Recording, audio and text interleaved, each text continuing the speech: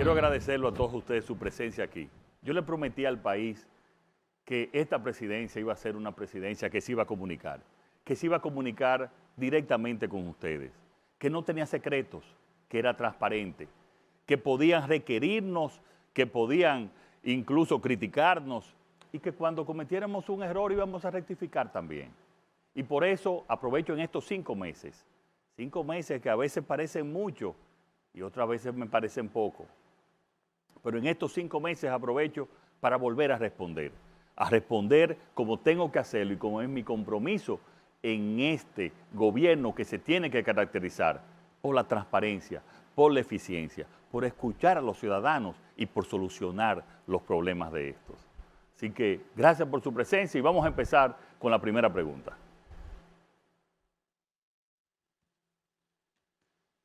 Muy buenas noches, señor presidente. Mi nombre es Alejandro Villanueva.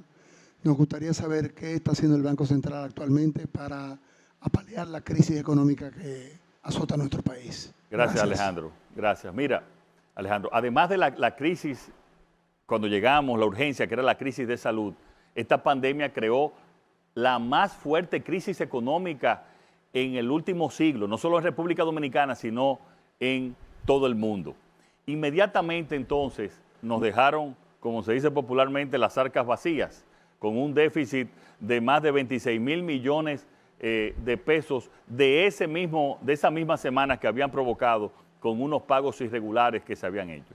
Tuvimos inmediatamente que empezar a movernos, inmediatamente a buscar financiamiento, a crear confianza en los agentes económicos y a empezar a recuperar la economía. Resultados a estos 5 meses. Hoy tenemos los niveles de reserva del Banco Central más altos que nunca, o sea, más altos que aún en los momentos en que había un crecimiento económico sin crisis, de 10.700 millones de dólares, lo que lleva una total estabilidad de la tasa del dólar y consecuentemente de la inflación. Los resultados en fase que estaban casi 700,000 empleados por razones de desempleo del COVID en un momento, pues a 31 de diciembre quedaban 65,000. O sea, los demás pudieron reincorporarse también a la actividad económica. En términos económicos, hemos ya restablecido el sector industrial y el sector zona franca con más empleos que antes. Hemos también recuperado el sector agrícola, entregándole tasa cero para las nuevas siembras. Le hemos dado todo tipo de incentivos además al sector de construcción para acelerar también la economía. Hemos trabajado también para mantener una tasa de interés que es hoy para los préstamos 3% menor que la inicial cuando estaba pre-COVID. Y que debido a eso, la economía en estos 5 meses ha tomado más de 65,000 nuevos préstamos. Estamos trabajando para normalizar. Obviamente, quedan áreas como el turismo, los bares y restaurantes, por el tema de la pandemia, que son los que más han sufrido, los que hacen eventos, los sectores artísticos. Y para eso, vamos a ver cómo vamos manejando la pandemia de tal manera que puedan incorporarse. Pero imagínense, Alejandro, que aún en estos momentos de crisis, en octubre, noviembre y diciembre, recaudamos más que el año pasado. Ese es un índice sin discusión de que la economía se está recuperando y que por eso tenemos un déficit menor que el proyectado. Y que al tener un déficit menor que el proyectado, el financiamiento que estamos tomando para este año es también con una tasa de interés menor que en los momentos pre-COVID, lo cual es verdaderamente una hazaña. Hay sectores, como es normal en esta pandemia, que han sufrido. Y yo les puedo asegurar a esos sectores que tengan fe que vamos a salir de esta pandemia y vamos a salir juntos.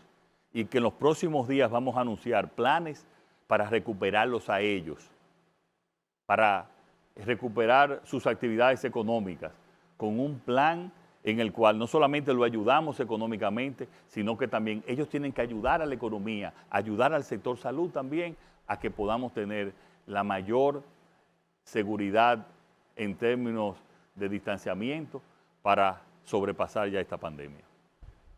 Una segunda pregunta. Buenas noches, señor presidente. Un placer. Gracias. Isalbri Brito, de este lado, licenciada en Administración de Empresas e ingeniera civil.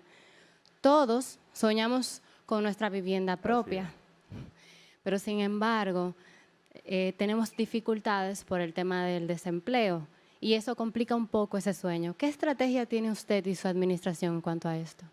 Mira, nosotros le damos tanta importancia al tema de la vivienda que el INVI se está convirtiendo en el Ministerio de Vivienda y Edificaciones, eliminando obviamente el tristemente célebre OISOE, que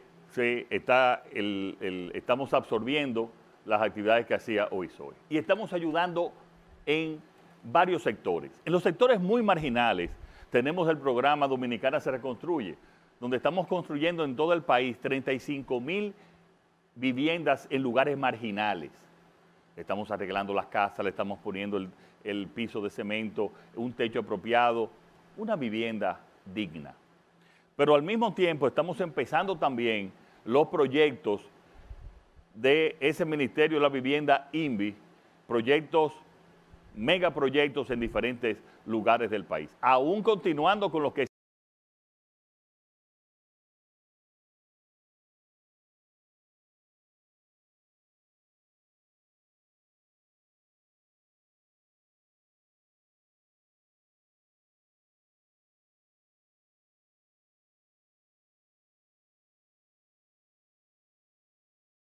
acceder a una vivienda de 800,000 pesos apenas pagando 3,600 pesos mensuales. Y ahí va subiendo entonces cada uno de, si quiere una vivienda de 1,600,000, bueno, tienes que pagar algo más. Pero va a haber cada familia, porque nosotros sabemos lo que es importante. Las mujeres y las familias se completan, se unen, se regocijan cuando tienen su vivienda propia. Y este gobierno los va a ayudar a todos, a todas, a tener su vivienda propia. ¿Otra pregunta? Buenas noches, excelentísimo señor presidente. Mi inquietud es la siguiente. En la creación de empleos, el país debe ser competitivo. ¿Qué tanto hemos cambiado en eso? Miren, nosotros hemos atendido la urgencia del momento, pero también todo lo importante que tiene décadas que no se había atendido. Y uno de ellos es la competitividad. Y quizás cuando vemos la competitividad, lo vemos como una palabra un poco sofisticada que pertenece a los economistas, a los empresarios. No. Mientras más competitivo es un país, más produce y más produce de manera competitiva, de tal manera que los trabajadores ganan más dinero y tienen más trabajo. Por lo tanto, nosotros hemos trabajado con el Consejo Nacional de Competitividad, formado por sectores principalmente por empresarios del sector privado y sectores sociales, para hacer de este país competitivo. Y principalmente desde el gobierno. ¿Y qué significa eso? Ser competitivo. Muchas veces para tú ser un pequeño proyecto en una pequeña o mediana empresa, tú tienes que conseguir 7 permisos del gobierno, el del ayuntamiento, el de obra pública, el de industria y comercio. Esto es un país lleno de regulaciones, pero sin embargo, la regulación real es muy pobre. Entonces vamos a disminuir esos 7 permisos que quizás tú necesitas, lo vamos a llevar a 3 o quizás a 4, lo cual va a reducir los plazos que para tú poder hacer un apartamento, construir un proyecto de apartamento, en vez de durar 1 año y medio, lo puedas hacer en 4 meses. Y por eso viene el programa Burocracia Cero, Gobierno Eficiente, y obviamente reduciendo también la corrupción. Pero con el tema de la educación, este gobierno tiene planificado la mitad de los liceos convertirlos en politécnicos. Y estamos llevando también mucho más educación técnica, estamos fortaleciendo también la educación superior. Y con ese programa de competitividad, todo lo que tiene que ver con el gobierno, por ejemplo en aduana, un furgón debe salir en un 24 horas, para hacerlo también mucho más dinámico. Entonces, estamos trabajando cada día. Hemos tenido 4 reuniones en estos 5 meses, o sea, casi una por mes, y 2 con todo el gabinete, para decirles, miren, en cada uno de los sectores, los permisos aquí tienen que salir en no más de 2 meses, con la ventanilla única, con el silencio administrativo, que es una innovación en términos de legales y de administración pública. Silencio administrativo te dice que tú solicitas algo a cualquier institución del gobierno y si no te responden en un periodo específico, ya está aprobado. Si lo que tú estás requiriendo no incumple con la ley o la constitución del país. Eso te elimina la corrupción de gente que te guardan los expedientes, ya tú sabes para qué. Entonces, en eso estamos trabajando. Este país va a ser uno de los países, si seguimos trabajando con esta proyección, más competitivo en toda América Latina. Y eso significa más empleo y más empleo de calidad para la gente. ¿Otra pregunta? Buenas noches. Paola de los Santos le habla. A decir verdad, estamos cansados de la pandemia. ¿Qué se ha hecho en el sector salud y cuáles son los avances que existen en cuanto a la vacuna? Gracias. Bueno, mira, el país está cansado de la pandemia. El Ejército y la Policía Nacional está cansada de la pandemia. El sector salud está cansado de la pandemia. El presidente está cansado de la pandemia y del confinamiento. Yo me identifico con cada uno de esos sectores. Ustedes saben lo que hemos tenido que hacer ahora en estos últimos días por el aumento en el contagio, en la positividad del contagio, que hemos tenido que cerrar a las 12 los sábados y los domingos. Eso es terrible. La verdad, solamente la presión del sector salud nos decía a nosotros que teníamos que hacer ese tipo de confinamiento. Porque hasta mediados, hasta la segunda semana de diciembre, nosotros el nivel de contagio, de positividad, llegó a estar hasta un 7% y en un averaje de 4 semanas, en un 12, en un 11%. O sea, la pandemia estaba controlada, pero como en todo el mundo, diciembre desarticuló todo. Y ustedes están viendo cantidad de países que ha habido un rebrote y que han tenido que volver al confinamiento. El rebrote nuestro ha sido menor que en los demás países. Y el nivel de letalidad, o sea, de las personas que mueren por la pandemia, que quiero primero decir, una muerte es demasiado.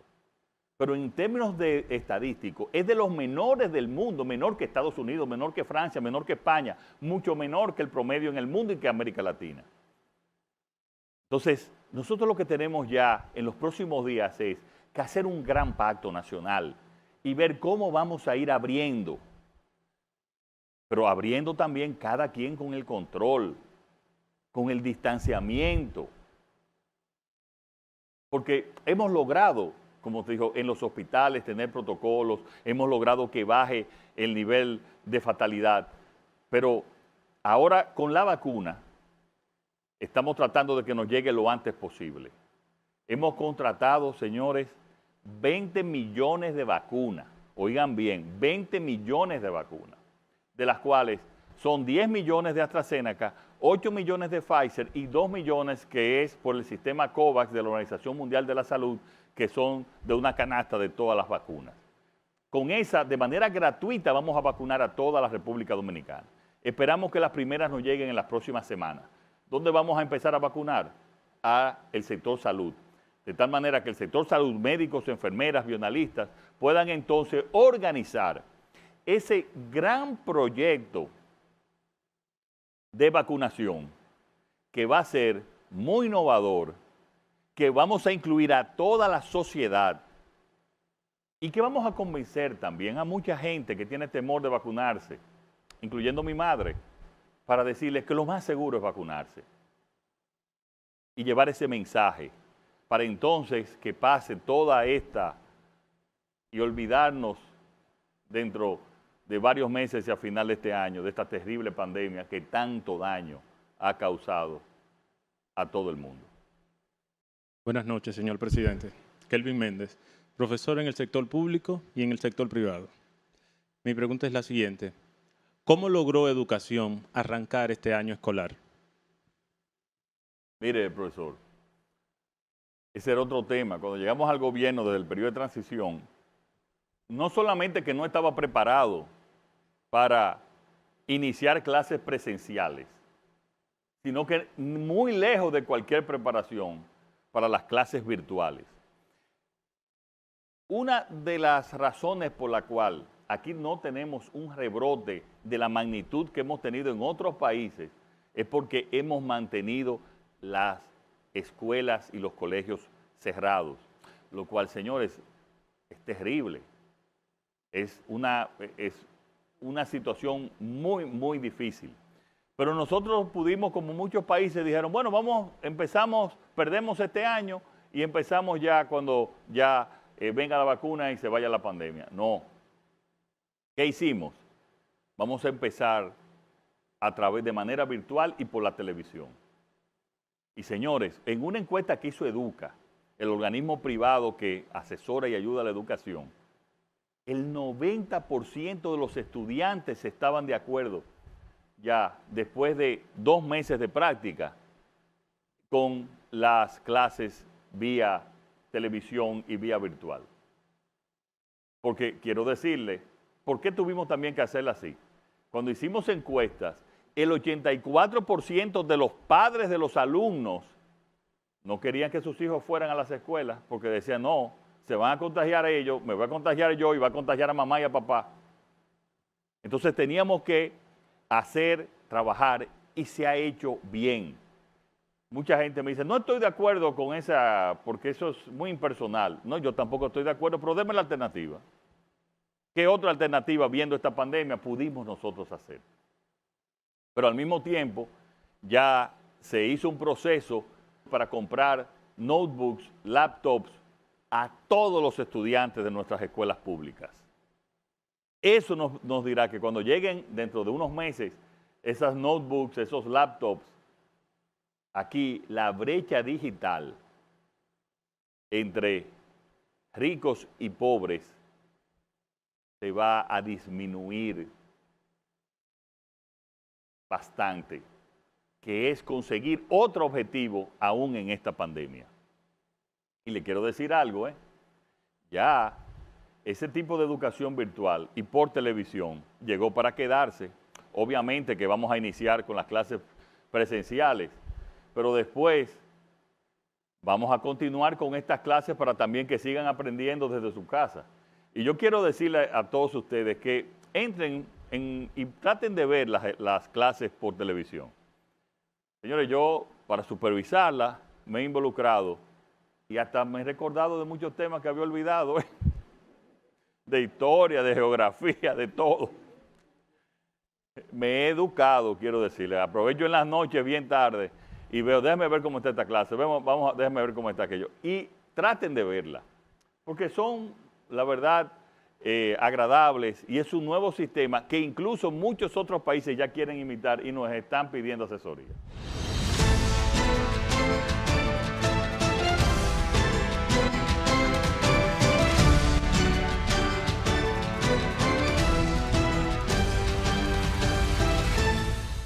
Luis Abinader es el presidente de todos los dominicanos y su gestión está impactando a todo el territorio nacional. Es legítimo que los ciudadanos de diferentes puntos de este territorio nacional quieran preguntarle sobre diferentes temas. Y eso es lo que pasará hoy también. Queremos escuchar del propio presidente que nos siga respondiendo esas inquietudes que tenemos y ver cómo ese cambio que él tanto ha prometido ha llegado y seguirá llegando a las diferentes comunidades de nuestro país.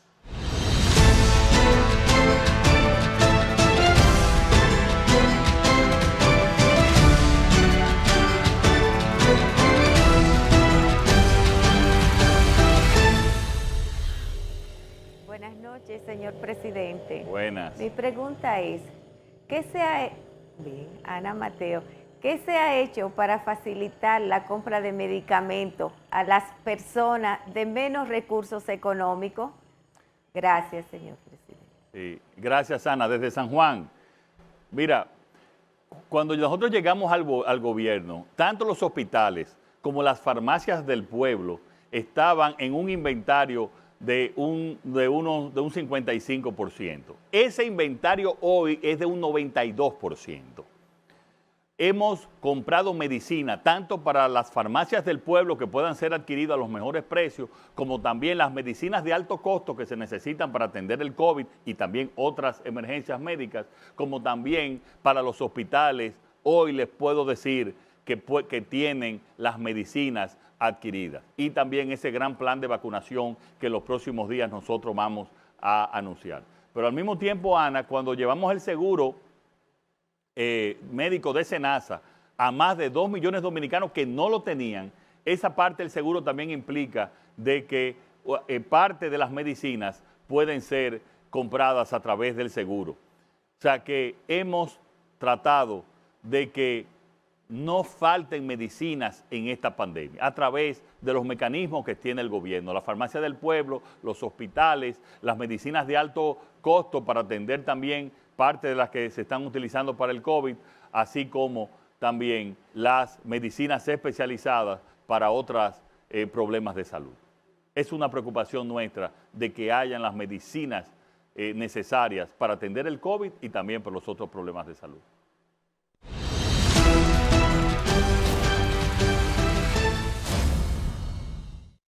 Saludos, doctor.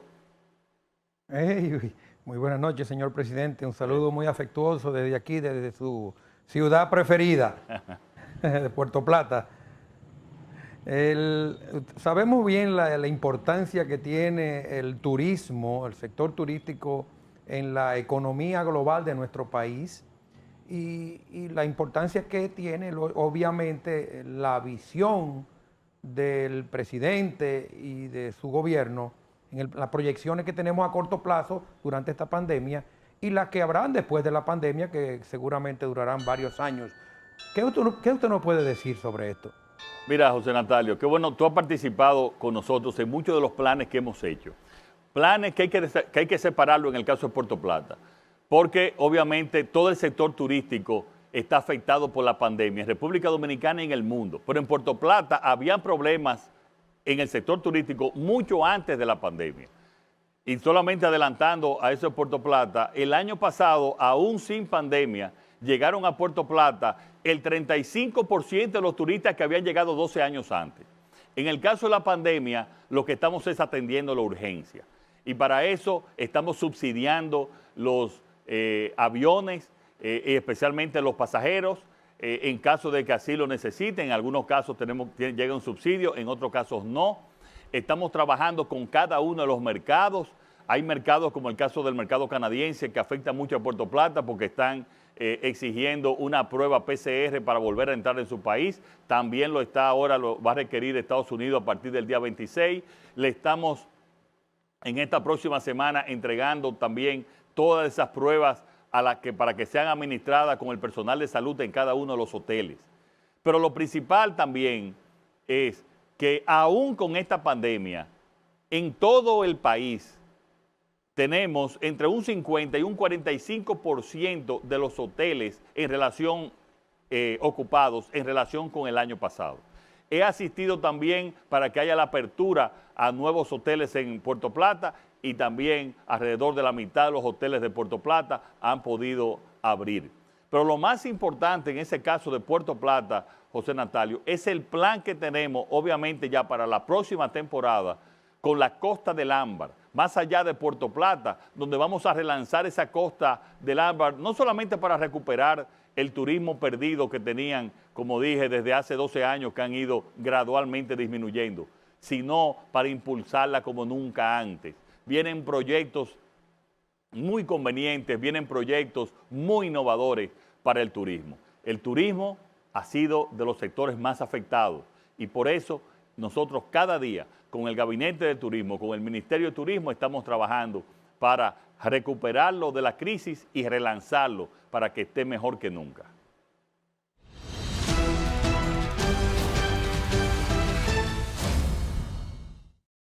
Buenas. Presidente, los ciudadanos de Santiago y todo el país quisieran saber qué se ha hecho para la recuperación de la inversión y la actividad industrial en nuestro país. Miren, en apenas 5 meses nosotros hicimos la mesa de la industrialización, con una serie de incentivos a través de Proindustria, que ese sector industrial estaba requiriendo desde hace mucho tiempo. Se ha recuperado en lo que es la parte industrial de zonas francas y de las industrias mismo en todo el país. Y lo dicen los empleos. Los empleos que han crecido en el país es básicamente en el sector industrial, ya sea el industrial nacional y el industrial también de zonas francas, apoyándolo, donde hemos mandado a construir más naves en las zonas francas para poder tener más empleo, que es el objetivo de este gobierno. Por lo tanto, también todas esas políticas de industrialización están coordinadas entre el Ministerio de Industria y Comercio y también cada una de las asociaciones. Hemos firmado 2 grandes acuerdos y se está trabajando en ese sentido, aún en el medio de esta pandemia.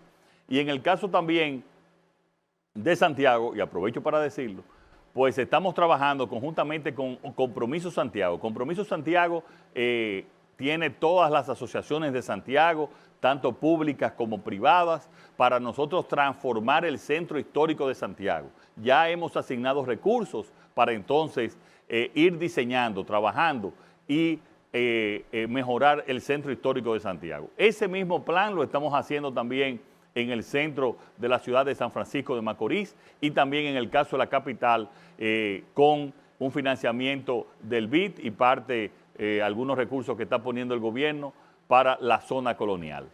Quería además añadir eso. Muchas gracias por tu pregunta.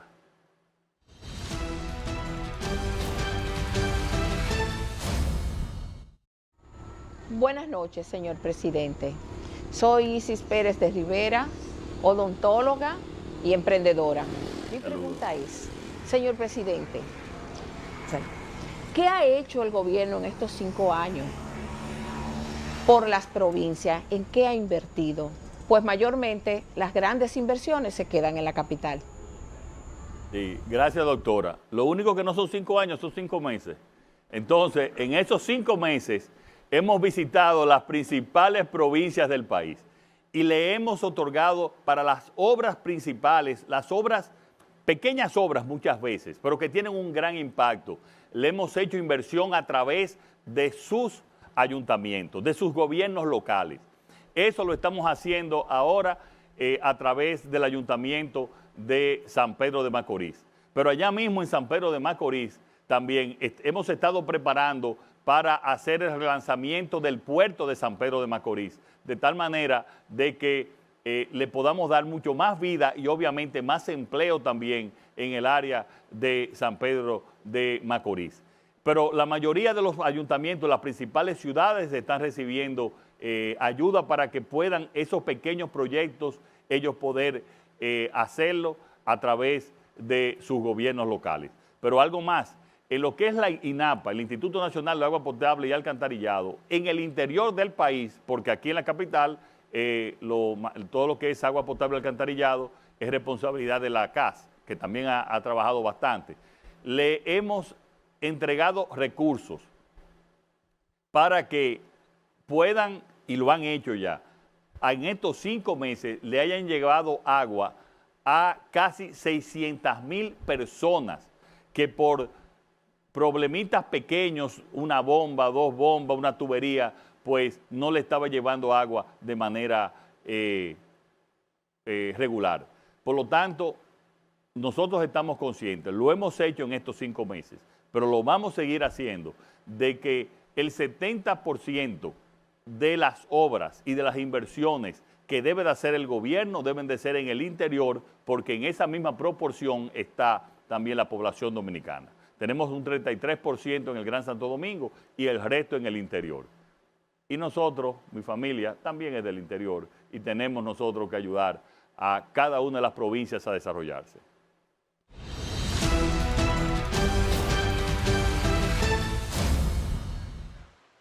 Buenas noches, señor presidente. Alberto Álvarez desde Santo Domingo Este. Buenas. Señor presidente, existe un temor a que se genere una pérdida grande de empleos. ¿Qué está haciendo el gobierno dominicano para evitar esta situación? Mira, al inicio de las preguntas se me preguntó sobre el tema de la economía. El programa FASE que se inició para los desempleados por COVID, que en un momento llegó casi a 700,000 personas, en el FASE ya a partir de enero solamente están unos 65,000. O sea que se ha ido reduciendo el desempleo. Es cierto que continúa también en el empleo informal también ha aumentado el desempleo y nosotros ahí estamos ayudando con el microcrédito a través del Promipyme.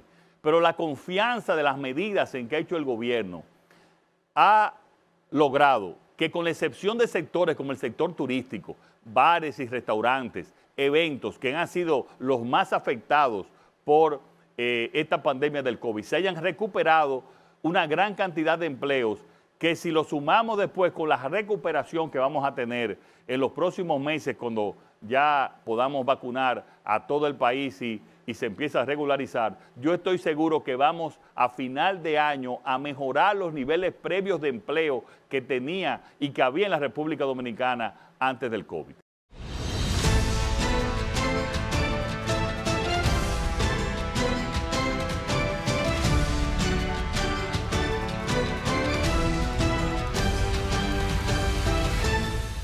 Gobierno que llegue a cada rincón del territorio nacional. Ese es el objetivo del presidente Luis Abinader. Así que estuvimos conectando con ciudadanos que se encontraban desde sus comunidades y tenían esas preguntas. El presidente respondió. Ahora continuamos con todos los amigos y compañeros que están por aquí presentes.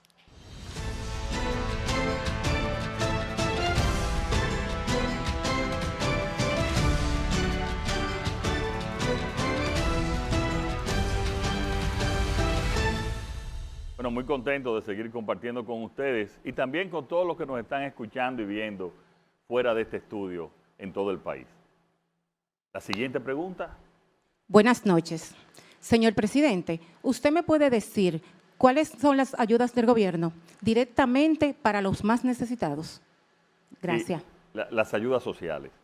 Miren, cuando llegamos al gobierno, yo me enteré unos días antes que nos habían dejado 100.000 millones de pesos, anunciaron, para seguir las ayudas hasta diciembre.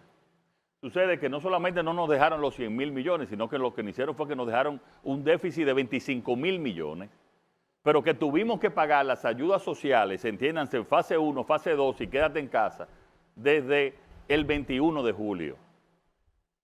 Entonces, eso hizo que tuviésemos realmente que apretarnos los pantalones, inmediatamente buscar financiamiento y extender todas las ayudas que estaban previstas hasta finales, hasta el 31 de diciembre, como nosotros hemos anunciado. Pero más allá de las ayudas también, como había una crisis de salud de una pandemia, nos fuimos a SENASA y, con ahorros que habíamos logrado en otros lugares también, extendimos a más de 2 millones de personas adicionales el seguro SENASA, que es parte de las ayudas sociales también muy importante. Entonces ahí continuamos con todas las ayudas. Siempre dijimos, desde el punto de vista de los recursos, desde el punto de vista fiscal, no podemos, el gobierno no está en capacidad de continuar después de enero. No obstante, hicimos un esfuerzo. Y ese esfuerzo, continuamos, los que todavía estaban en fase 1, lo continuamos hasta abril. Pero también los que estaban en el programa Quédate en Casa, con un desmonte y gradualmente, lo continuamos hasta abril. Pero ¿qué va a pasar en mayo? En mayo, los que recibían, eran 800.000 personas que recibían el programa de solidaridad, Comer es Primero. Pues ahora lo vamos a llevar desde mayo en el programa Supérate, lo vamos a llevar a 1 millón. O sea, 200.000 personas más. Pero también, en vez de recibir 840 pesos, van a recibir el doble, van a recibir 1.680 pesos. O sea que vamos a tener el doble de seguridad social que había cuando se inició COVID en el año pasado, cuando se inició la pandemia. ¿Y cuál es? Miren, yo quiero a ustedes darle esta anécdota, esta historia. Cuando yo estaba siendo candidato y desde antes, y yo veía que en diciembre se le daba una fundita, una cajita en los barrios pobres, yo decía, esto tiene que eliminarse. Esto es indigno para la mujer, esto es indigno para la población dominicana. Y nosotros tenemos que cambiar eso. Si bien se necesita una ayuda especial en Navidad, no así, no de esa manera. no empujando, no tirando al piso. ¿Y qué hicimos? La tarjeta de 1.500 pesos. Y dimos 1.150.000 tarjetas que podían comprar lo que quisieran con un valor de 1.500 pesos. Y piensen ustedes, antes decían que daban 1 millón de cajas o de fundas. Señores, para dar 1 millón de cajas o de fundas tenían que repartir en todo el país 1.000 patanas repartiendo. Eso es logísticamente imposible, eso nunca se hizo. Como aquí han pasado muchas cosas que se decían que se hacía y lo que se lo comía la corrupción. Por lo tanto, la seguridad social es fundamental y la vamos a seguir ayudando, incorporando ahora, que lo estamos anunciando también, a Promipyme, para el que quiera además tener un pequeño negocio, darle el financiamiento para que pueda incorporar, hacer su pequeño negocio, ayudándolo en su capacidad, en el financiamiento, en la parte técnica y en la comercialización. Y vamos a sacar mucha gente de la pobreza, este gobierno. Una siguiente pregunta.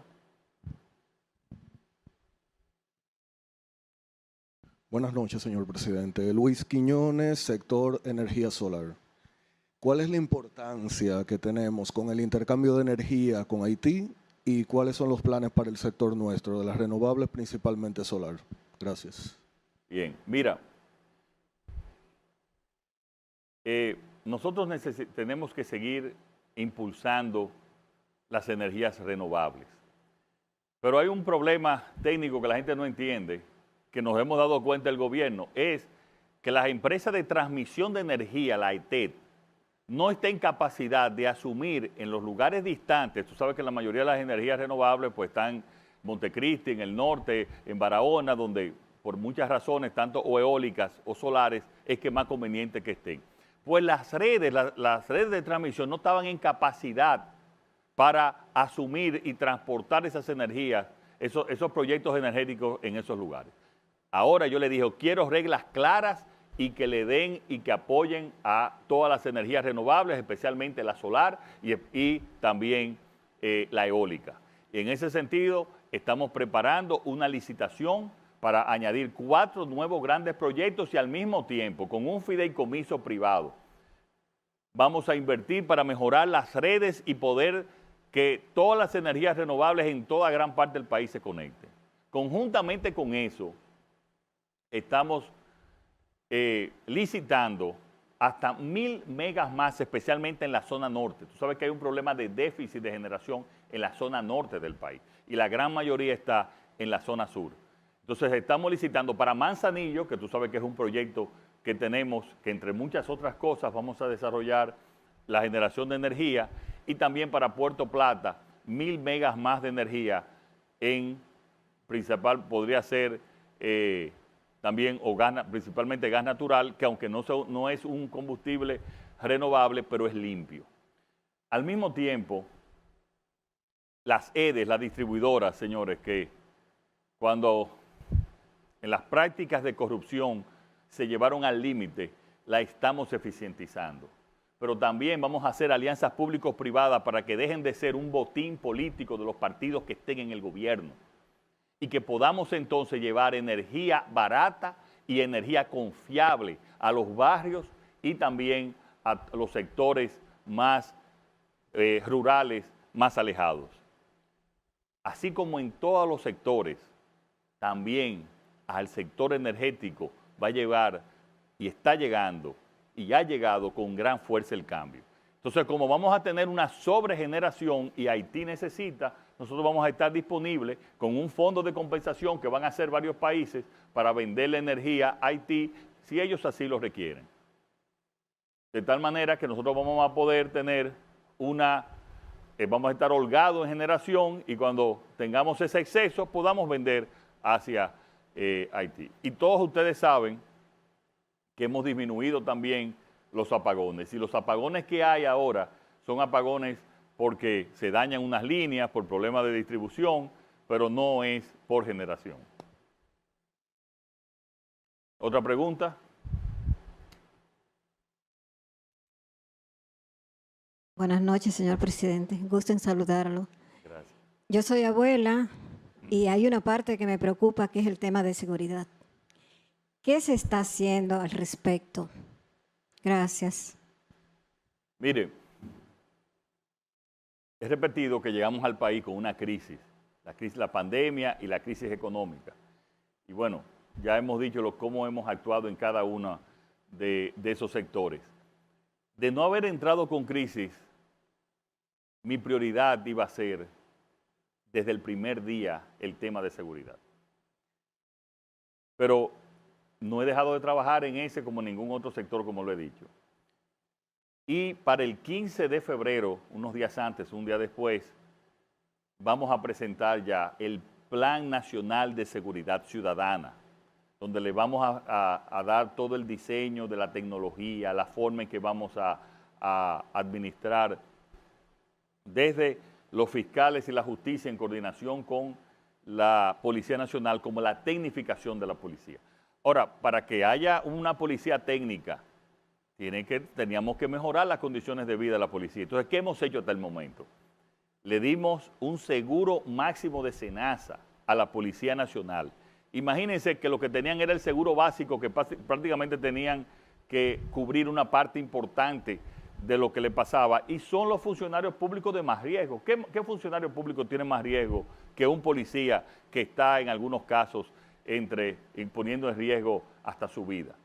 Pero al mismo tiempo le hemos ascendido, en estos momentos de crisis, le hemos ascendido un 30%. Y como yo dije anteriormente, porque es el promedio en América Latina, lo vamos a llevar en este periodo hasta $500 o su equivalente en pesos. Y eso nos va a permitir entonces tener una policía más profesional, una policía más capacitada. Aún en estos meses, por el confinamiento también, los niveles de criminalidad no han aumentado. Muy buenas noches, señor presidente. Gustavo Espinal. Distinguido, el pueblo tiene años pidiendo justicia. ¿Qué medidas está tomando el gobierno para mitigar la corrupción en nuestro amado país? Mira, el 16 de agosto yo juramenté a la magistrada Miriam Germán Brito y a Jenny Berenice y le dije, de aquí en adelante, ustedes solo van a responder a la Constitución y a las leyes de la República Dominicana. Y eso ha sido así. Y dije en mi discurso inaugural, ni vamos a tener impunidad por la corrupción del pasado, ni tampoco por la corrupción del presente. El funcionario de mi gobierno que cometa actos de corrupción se la va a ver con la justicia. Y hoy, ese deseo de décadas, como tú dices, hoy hay un Ministerio Público Independiente. Vamos ahora a fortalecer todo el Poder Judicial también, como lo estamos haciendo en las reuniones del Consejo Nacional de la Magistratura y que es mi objetivo también por jueces honestos, serios e independientes. Hoy hemos avanzado décadas en la República Dominicana. Hoy ese Ministerio Público no responde a objetivos políticos. Hoy ese Ministerio Público no recibe órdenes del gobierno, ni mucho menos de su presidente. Hoy el que la hace, la paga, sea de quien sea, del partido que sea, del nivel social que sea, o la supuesta cuña que pueda tener. Porque esa es la única manera en que se desarrolla una sociedad, cuando todos somos iguales a la ley. Esa es la única forma. Y yo estoy convencido de que vamos a seguir avanzando. En términos de controles, este país, el gobierno no tenía control. Ahí había una Cámara de Cuentas que nunca hizo una auditoría. No hizo una auditoría. Las instituciones del gobierno no están auditadas desde hace años. La Contraloría no hacía auditorías. Yo recuerdo, y le he comentado a varios, que mi papá, que fue Contralor General de la República, del año 79 al año 81, llegaba a mi casa en la noche con muchas auditorías para él revisarlas. La Contraloría ahora es que está haciendo auditorías. Ahora es que le está haciendo, para ir previendo cualquier acto de corrupción. Pero además, en la Dirección General de Compras y Contrataciones, que es una dirección sumamente importante para nosotros, en esa dirección buscamos una persona que es apartidista y que representaba dentro del país, en una institución, a Transparencia Internacional, el organismo de mayor prestigio para presionar y abogar y también ayudar a la transparencia en todo el mundo. Esos son cambios dramáticos que teníamos décadas esperando y que hoy existen y que cada día vamos a ir mejorando. ¿Otra pregunta? Buenas noches, señor presidente. Mi nombre es Norca Disla. He escuchado mucho sobre la problemática haitiana y recientemente usted estuvo reunido con el presidente de este país. Me gustaría saber cómo se hará y cómo funcionará. Gracias. Miren, gracias a ti. Nosotros tenemos, en términos de política exterior, que tener especial atención con países como Haití, porque es nuestro único país con frontera, y obviamente y todas las relaciones sociales y económicas que tenemos con Estados Unidos, países de la importancia mundial como es el caso de China, países donde tenemos también la mayoría de la nacionalidad de nuestra inversión extranjera, como es el caso de España, México, Canadá, Brasil. Y para eso hoy hay una política exterior para cada uno de esos países, que no la había. Era una política reactiva, hoy hay una política activa. Entonces, vamos a hablar del tema de Haití.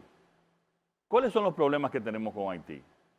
El tema de las parturientas haitianas que vienen aquí a nuestro país y que el 27% de los hospitales y las maternidades públicas están atendiendo a las parturientas haitianas en un país como el nuestro, que no tenemos tampoco dinero y mucho menos en salud pública para regalar a otro país. Entre los acuerdos, la República Dominicana va a canalizar a través de ya varios países que hemos hablado para que se construyan hospitales aportados por esos países de mayor desarrollo que nuestro país en Haití, para eliminar que tengan que venir al país a dar a luz las haitianas. ¿Cuál era el otro país? El tema que los haitianos estaban aquí indocumentados, pero no solamente indocumentados en términos de la irregularidad migratoria en República Dominicana, sino que no tenían documento haitiano tampoco de identificación. Pues desde aquí le vamos a dar identificación, documento haitiano para que sepan que ellos son ciudadanos haitianos y no se creen los problemas que creamos nosotros anteriormente. ¿Cuáles son los problemas que tenemos con Haití? Problemas de narcotráfico y de criminalidad. Ahí llegamos a acuerdos también. Y hoy más que nunca están cooperando la policía de Haití con los órganos de seguridad de la República Dominicana para evitar el narcotráfico, la criminalidad y el traspaso en la frontera. ¿Cuáles son de los principales problemas que tenemos? Que República Dominicana necesita también tener una frontera clara, definida, y ahí lo acordamos, que cualquier construcción que se haga para definir y establecer claramente nuestra frontera tenía que ser apoyada también por ambos países. Y también colaborar, como es el caso de energía. Si tenemos energía de más, bueno, pues vamos a venderle energía de más. El exceso de nuestra energía. Entonces, hoy, los problemas fundamentales que teníamos durante mucho tiempo en Haití, en menos de 5 meses, lo hemos ya decidido, afrontado, y ustedes van a ver cómo a partir de ahora se van a ir. Esos acuerdos que hicimos, esa declaración pública que hicimos, se van a ir efectuando. O sea, lo que teníamos por décadas que no se hacía, nosotros lo logramos en 5 meses. ¿Una pregunta? Buenas noches, señor presidente. Mi nombre es Pamela Isiano. Soy estudiante de la Universidad Autónoma de Santo Domingo. ¿Cómo puedo yo ayudar a mi país y a su gobierno? Lo puedes ayudar mucho. Lo puedes ayudar teniendo confianza en este gobierno. Teniendo confianza en la responsabilidad, el compromiso que tenemos. Hoy a los 5 meses tengo la misma energía, la misma pasión como cuando el primer día llegué a Palacio el 16 de agosto. Estoy dedicando 16 horas de trabajo al día para poder recuperar esta economía, y hemos tenido muchos logros, para poder recuperar la nación ante la pandemia. Pero también ustedes han sufrido. Ha sufrido el pueblo, han sufrido los pequeños comerciantes por la pandemia, por este odioso confinamiento también que hemos tenido que imponer desgraciadamente para poder controlar el contagio. Pero nos pueden ayudar a que entiendan que estos momentos son especiales y que vamos a salir. Nos pueden ayudar también a hacerle entender a la gente de que por favor no se aglutinen, de que tengan el distanciamiento necesario. Nos pueden ayudar también con críticas, diciéndonos lo que consideran que debemos variar o cuál pueden ser sus recomendaciones en cualquier área. Nosotros siempre lo vamos a escuchar. Escuchar no es una debilidad, es una fortaleza. Es una fortaleza y más en los regímenes democráticos. Pero reitero que tengan esperanza.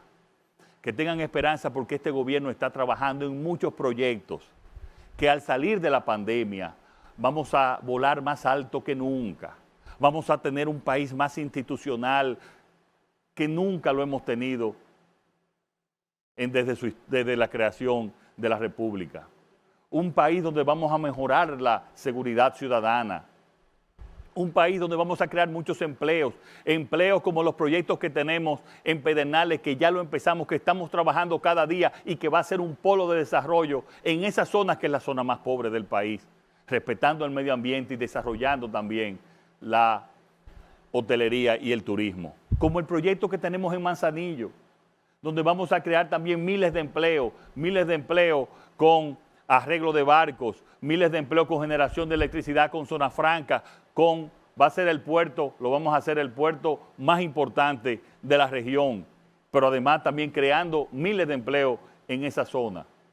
Como vamos a relanzar el turismo más fuerte que nunca, como vamos también a relanzar las zonas francas y la industria como lo estamos haciendo, como vamos a tecnificar el sector agropecuario en el campo, como vamos a tener también una de la salud más fuertes, unos sistemas de salud más fuertes al salir de esta pandemia, no solamente ya saliendo del COVID, sino que en estos 5 meses hemos arreglado hospitales que tenían más de 7 años por concluir.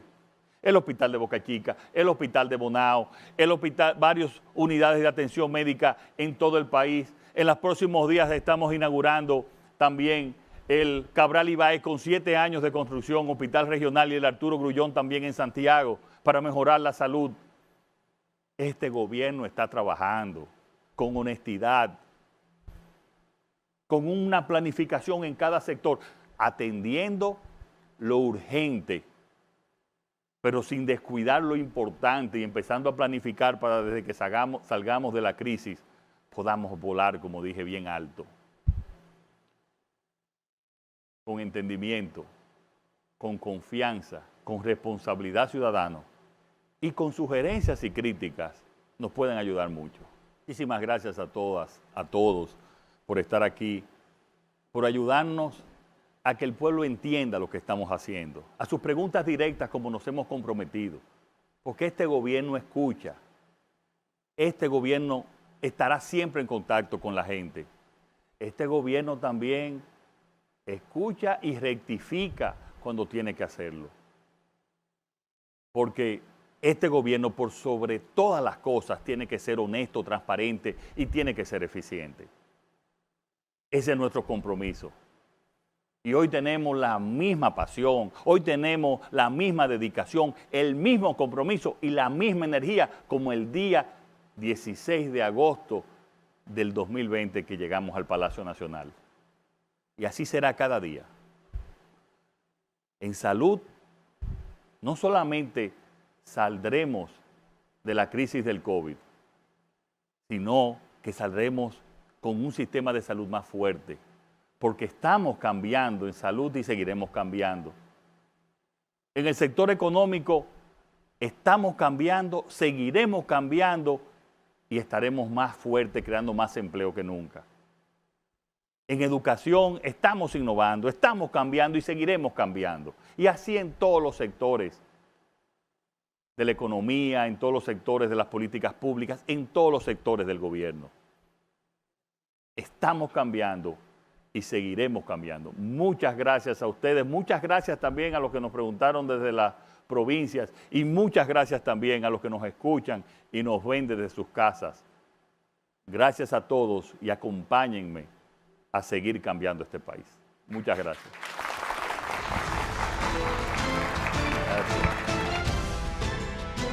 Señoras y señores, el presidente ha respondido, pero no solamente a quienes están acá en estudio, a quienes están en provincia, sino que ha respondido ese compromiso que asumió en el momento exacto en que le pusieron esa banda presidencial en el pecho. Se trata de velar por el desarrollo, por el crecimiento, por la justicia, por la dignidad de cada dominicano y dominicana. Así que, señoras y señores, el compromiso está hecho, las respuestas están puestas sobre la mesa y de esta manera concluimos este encuentro especial, dándole las gracias a todos los presentes, a quienes están en sus hogares también por la sintonía y, por supuesto, el trabajo continúa. Seguimos trabajando en equipo, porque definitivamente estamos cambiando.